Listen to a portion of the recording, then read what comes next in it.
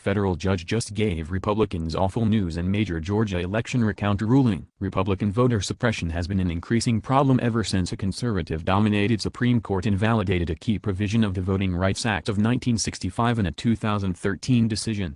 Our country has changed, Chief Justice John G. Roberts Jr. wrote for the majority in the opinion striking down the provision. While any racial discrimination in voting is too much, Congress must ensure that the legislation it passes to remedy that problem speaks to current conditions. How's that working out for you, Congress? With Republican gerrymandering, new discriminatory voter ID laws, restrictions on early voting, and other dirty tactics that disproportionately affect minority voters who typically, and for good reason, shun Republicans, the eviscerated statute now does little to ensure that all Americans have an equal chance at having a say in the way that they are governed.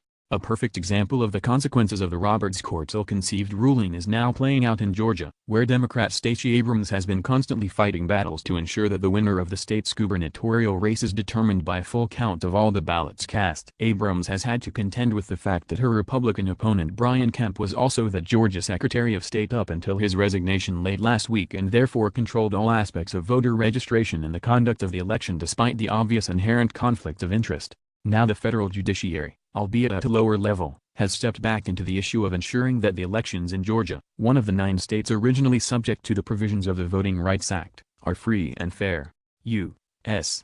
District Judge Lee Martin May ruled that the state's Gwinnett County violated the Civil Rights Act by rejecting absentee ballots simply because of a missing or mismatched year of birth on them. The decision means that previously rejected ballots will now be counted, giving Abrams hope that the final tally will show that no candidate received more than 50% of the total votes in the extremely tight race enforcing a runoff election as Georgia state law requires. Judge May's ruling comes just a day after another federal judge, U.S. District Judge Amy Totenberg, ordered state election officials to preserve and count provisional ballots cast in the election and notify voters whether their votes were actually accepted or not, in what was seen as another blow to Kemp's campaign.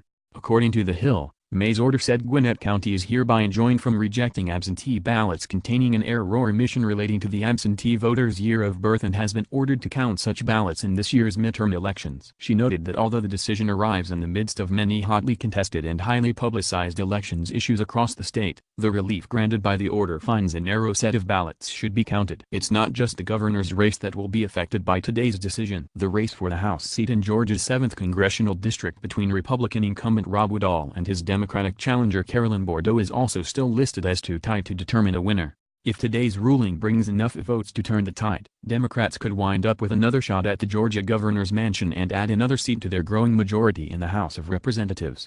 With Judge Totenberg already having ruled that Georgia state officials can't certify the election results until Friday at 5 p.m. at the earliest, we still have few more days to sit and sweat out the wait until we get the final count and find out who the winners will be.